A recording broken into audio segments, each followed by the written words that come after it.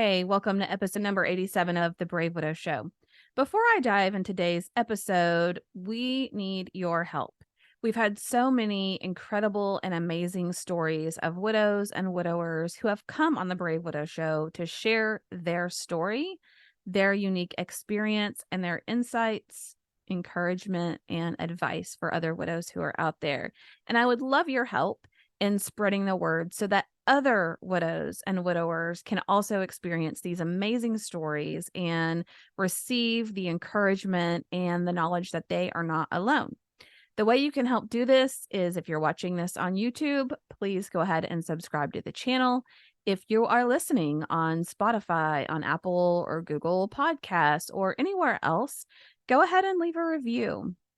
Even if it's not a 5-star review, although I don't know why it wouldn't be. This is an amazing podcast. So go leave a 5-star review. Even if you want to leave a 1-star review, I don't care. Just go leave a review, share what you genuinely think about the show, and help us get the word out to others about the amazing stories and individuals who have volunteered their time and their vulnerability, really, to share their story and to help encourage other widows. All right, let's dive into today's episode. Today, I talk with Jillian Gentile, and Jillian decided to go to law school in honor of her late husband, and she has a really great story to share with you here in the next few minutes. So let me introduce her. Jillian Gentile is from the Hudson Valley in upstate New York.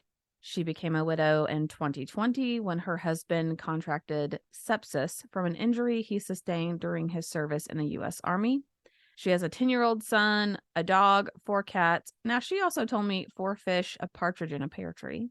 And she is currently in her 3rd and final year at Albany Law School, which is amazing. So let's dive in.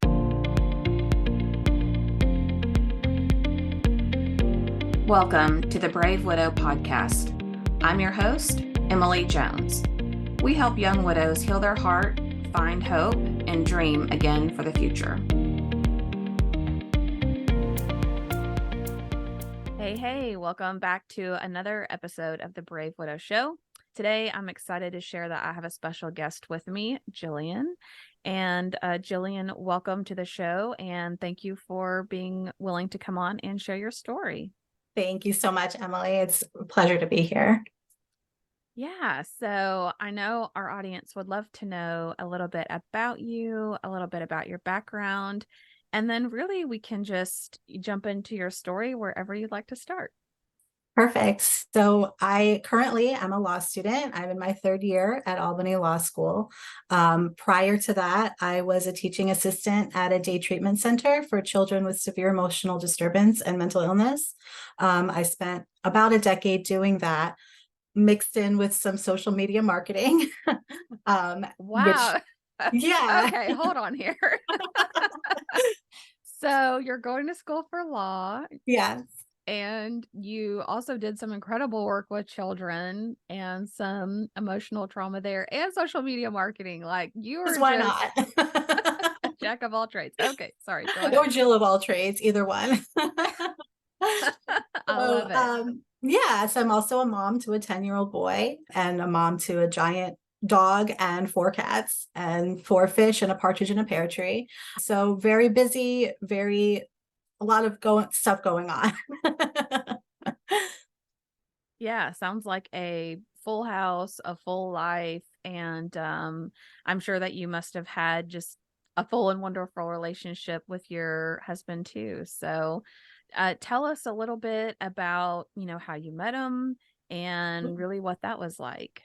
Sure. So we met as all romances start after 2000 online.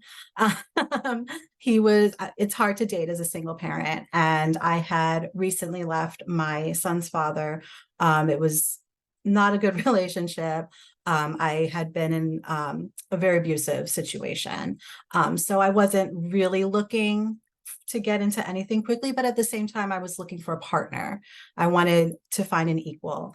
So I was doing my thing, going to the gym, raising my son, working, and Joe had reached out to me, and I thought it was a nice change from the usual, hey, what's up? Or what are you doing? He actually wrote like a paragraph, which impressed me. So I waited on it a couple days and then responded, and we talked all night. We talked all day. It was just this never ending conversation.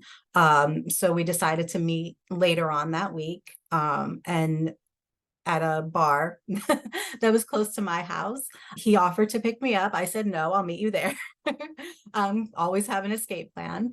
And but he was very, understanding about that. He was understanding of my situation. He had been in the Army for 11 years. He was a staff sergeant. And so he kind of understood trauma, and he understood things from the past coming up, and processing that. And so it was kind of like he spoke the same language as me, which was really comforting. So we met, and seeing him was like when you're at the airport and you see your person coming to pick you up, it was just like relief and happiness and excitement. So from that day forward, we, still talked every day. We saw each other as much as we could. We were both living at our parents'. He had just been medically retired from the Army. He had been diagnosed with stage 4 non-Hodgkin's lymphoma and was in remission. So he was kind of recovering and sort of figuring out what he wanted to do next at his parents' house. I was recovering emotionally and figuring out where I was going to be at my parents' house. So we were sort of on the same parallel paths. We ended up, dropping the L bomb about 3 days after knowing each other. I word vomited it, was completely embarrassed and mortified. But he was, again, very understanding, and just a very good man.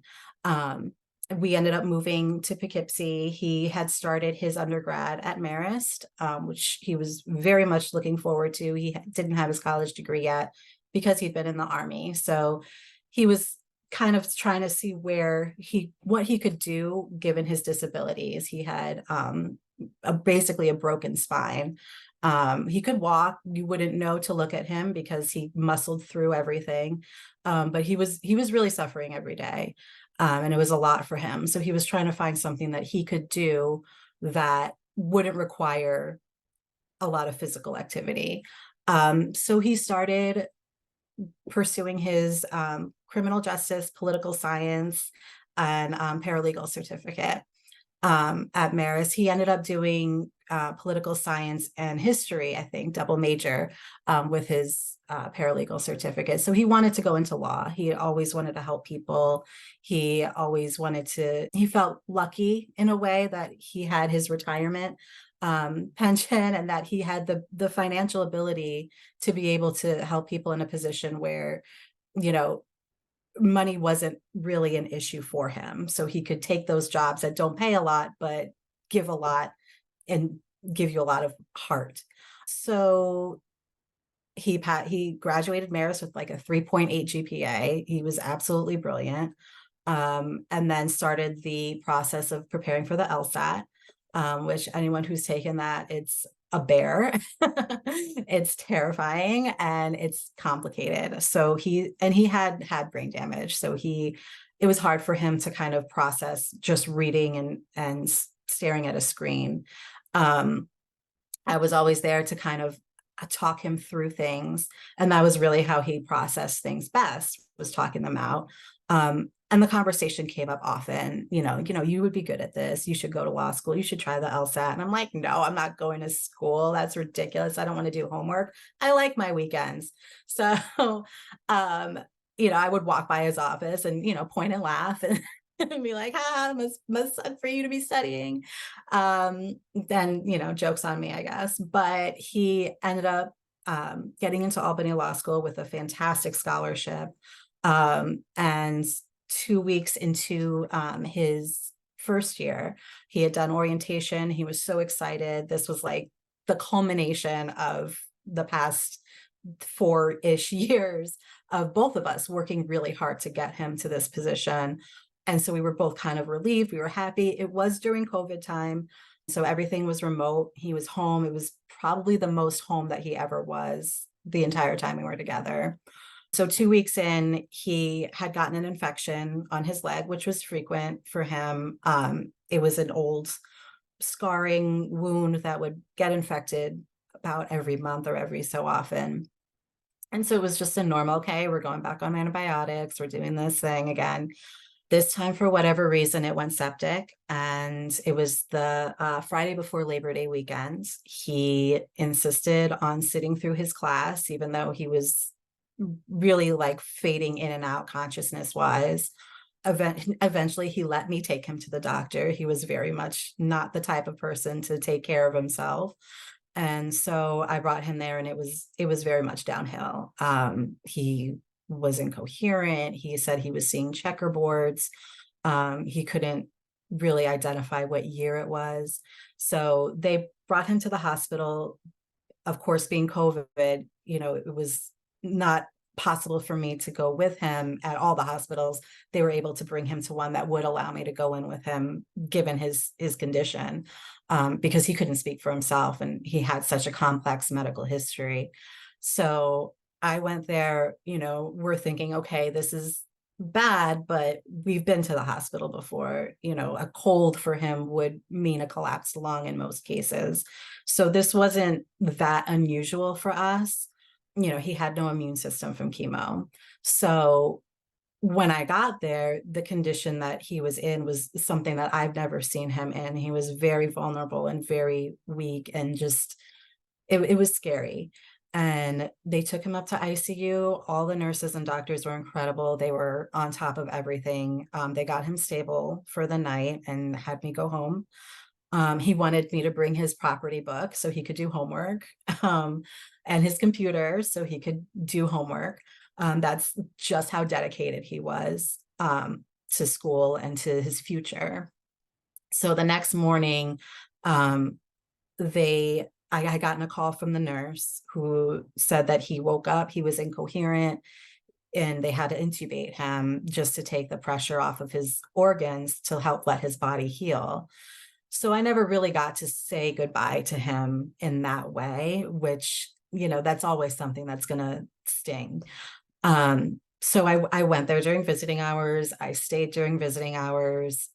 He, didn't really improve. He wasn't really getting any worse. So there was still sort of this half hope that he would get better. I remember I came home that day though, and I just lost it. I went out on my porch. It was a beautiful day, Labor Day weekend. You're talking early September. It still felt like summer.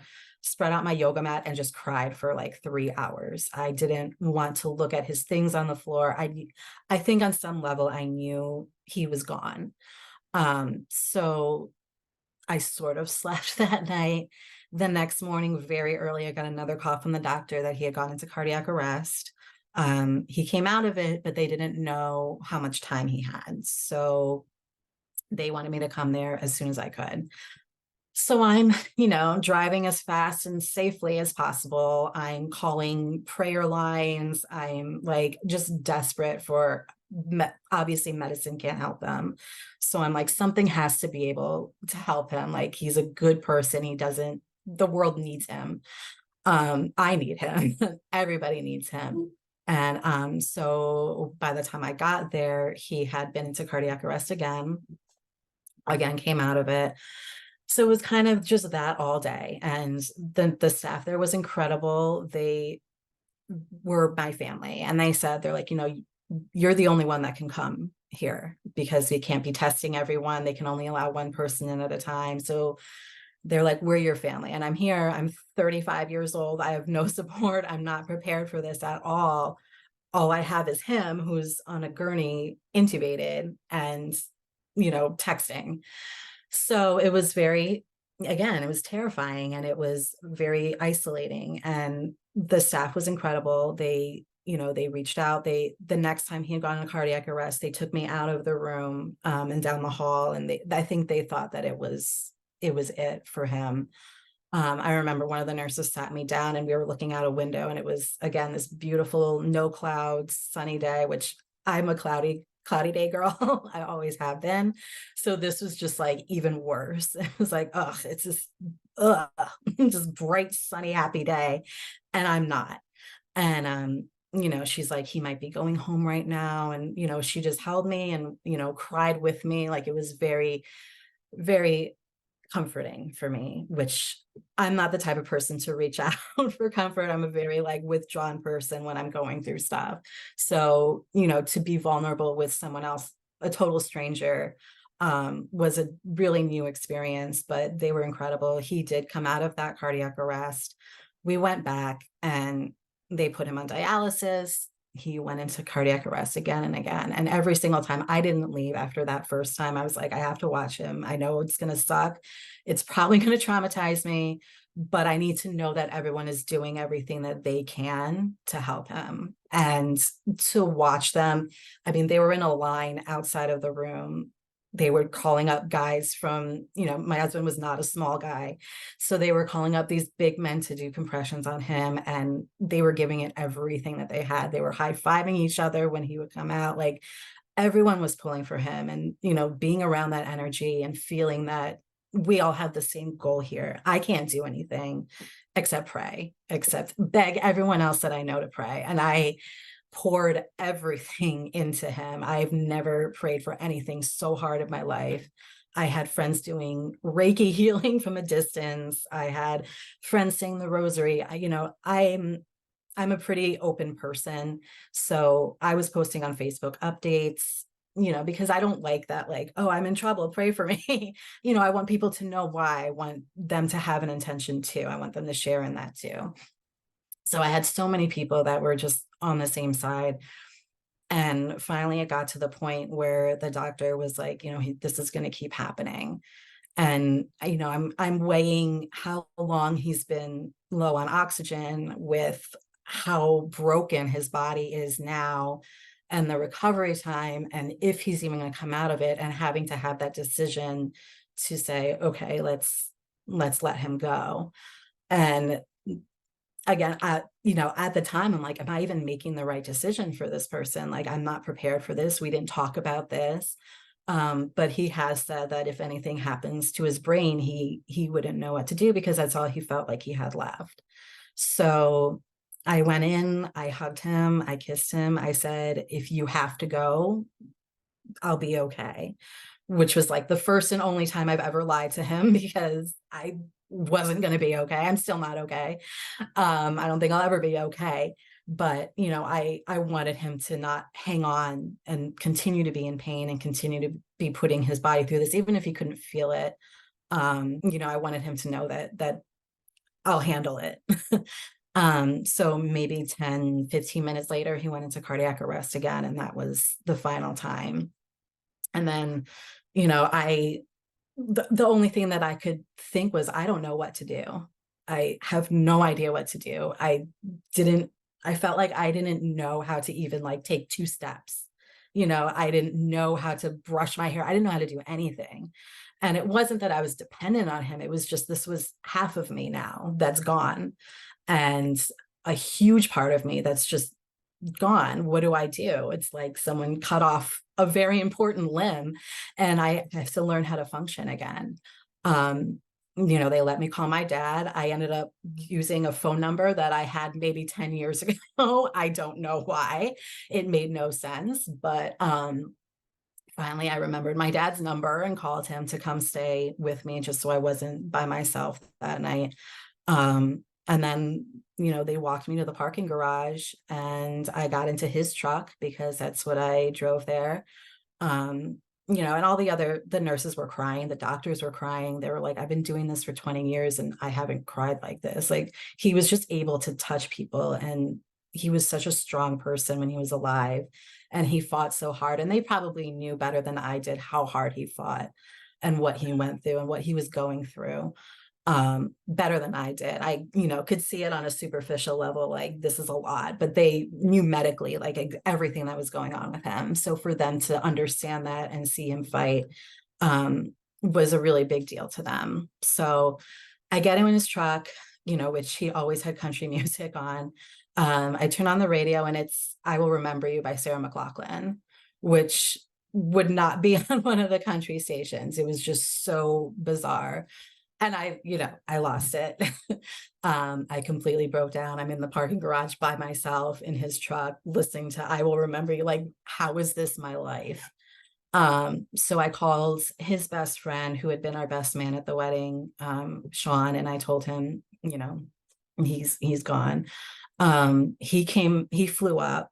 He and a couple other guys that my husband was in the army with came, Aaron and another Sean, dropped everything, came from across the country to just be there for me, which, again, something I'd never experienced was someone, going out of their way to support me without me having to ask or without me feeling like a burden.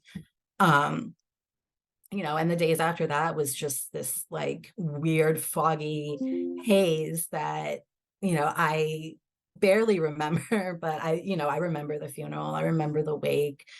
I remember, his parents coming over and, my best friend coming over. It was a very strange time for me. I was just kind of floating through it because I didn't want to be there. So there was definitely some dissociation going on. It was a very hard, strange, confusing time. Yeah, that is such a difficult journey. And I think the person I just interviewed before you, we talked a lot about the emotional ups and downs and this Yeah. conflicting feeling of they're in the hospital. These people know what, they know what they're doing. They do it, Yeah, on a routine basis. sure. And it's just hard to see everyone's so emotionally invested and they're trying to fight for the best outcome. And then Hmm. still you feel in a way that you've lost or that ultimately did lose your person. Yeah. How long ago was that for you? This was 3 years ago in September. 3 years ago. Yeah. So, what were the next few months like? I know you mentioned some disassociation, like you're just kind of floating through. I think Yeah. a lot of that, first few months or a year is almost like you're just surviving. Yeah. But did you have a lot of support of family and friends around you? I did. And I really wasn't expecting it. And, like I said, it was still during COVID. I was teaching. So my school was still closed. My son's was. So he was able to go to school. So I really had all day to kind of process without him there because I didn't want him to see me. I didn't want him to feel responsible for making sure that I'm okay. He was 8 at the time, 7 or 8 at the time. So he was very young still, and he was processing it himself. So I didn't want to add to that with me crying and, you know, staring at a wall, with him there. So during the day, I would do my work for school since we were remote. And then I would just go on my porch. I would do yoga. I would pray. I would meditate. We have a beautiful backyard. There's a waterfall. There's a lot of nature. So I was able to just kind of basically heal or at least try to heal. So I focused a lot on that. I had joined a couple, widow support groups on Facebook because I was like, I don't know how to do this. None of my friends are widows. I'm fairly young to lose my husband. It's not like I can call up my friend and they can be like, oh, I understand how you feel, because they don't. And that's okay. But I needed people who got it. So that was really, really helpful, was just being able to reach out to people and kind of vent all that stuff that would probably scare people to hear. It felt like my husband had left me at this party that I didn't want to be at, and he took the car and my phone, and I can't communicate with him. And I was just stuck here with people that don't understand me. And I just wanted to go home and be in sweatpants on the couch with them, like that's how I felt all the time. And like I said, I prayed a lot, I meditated a lot, I looked into myself a lot and was kind of like, okay, this had to happen for a reason. There has to be something in here that I'm supposed to learn from this. And what I kind of got from all of those times was he was able to cross over with someone who loved him more than anything in the world. And not everyone gets to do that. And he got to experience that up until the point where he was no longer here. So I tried looking at it as more like less of what I lost and more of what I was able to give to him. And that was sort of a comforting thing for me, where I was able to give him something that he hadn't really experienced while he was alive. and something that a lot of people don't get to experience even throughout their life. So many people die alone, and especially during COVID. So the fact that I was able to be there with him, next to him, with so many people that cared about him, it was, if he had to be sent off, it was the best send off that I could give him. And with that, it was like, okay, so there was like this little voice that was always saying, take the LSAT, take the LSAT. And I'm like, you know what, just send it. So that's when I reached out to the person that he had taken his LSAT prep course from. And I told him the situation. And so he was like, you know what, just take the course and let's get you into law school. So I'm like, all right, let's see what happens. So that kind of shifted my focus to the future. It wasn't so much moving on, it was more moving forward, because I feel like moving on kind of leaves everything in the past. But when you move forward, you can kind of bring some of that with you. And I had friends reaching out that, I hadn't spoken to in years. And I was in such a vulnerable position that I didn't really care. Like grudges, lost friendships, people that I had once considered family that I just don't talk to anymore, don't talk to me anymore, just came out of the woodwork. And I was, I made it a point to be open and accepting of that, even though that's counterintuitive to my experience and how I've been to that point, and just let them help me and let them experience helping someone and be vulnerable. And in my vulnerability, they can experience that kind of help and feel better, about being able to be there for me.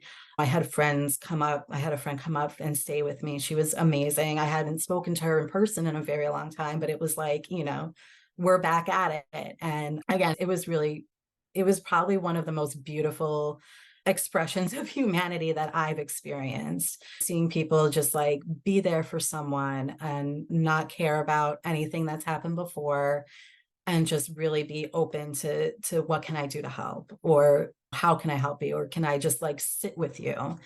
And I guess it was kind of selfish in a good way, to put myself at the forefront like that, and to be able to let people put me in that position.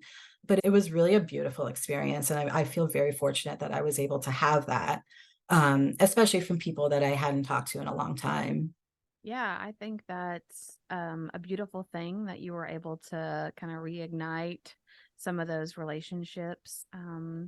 What would you tell someone who's just really struggling right now with even thinking there could be a future again, or maybe they feel like they have some past friendships that have been um, fizzled out over time, and they are thinking about reaching out to somebody, but they're not sure, what insight or words of encouragement would you give to those people?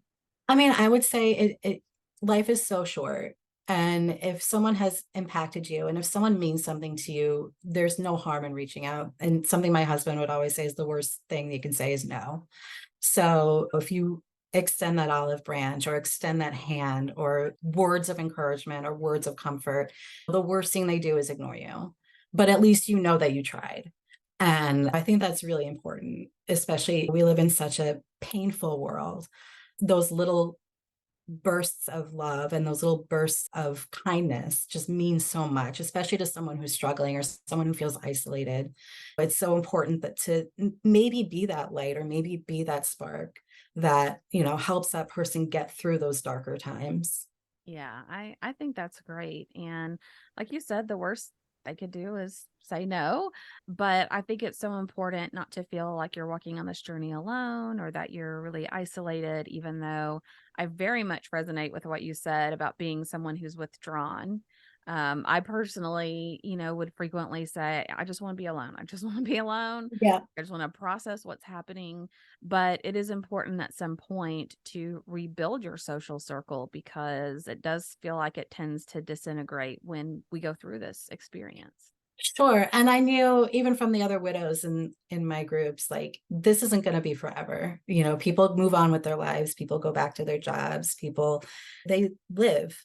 And but for those moments, for those first few months that were really difficult, it was really, really a beautiful thing. And it was a beautiful experience. And knowing that it wasn't something that's going to last forever kind of gave me the mindset to hold on to that and remember it and keep it for, you know, those times when they have moved on and those times when it does feel a little bit more lonely, because, you know, no one wants to hear about you talking about your dead spouse as much as you want to all the time.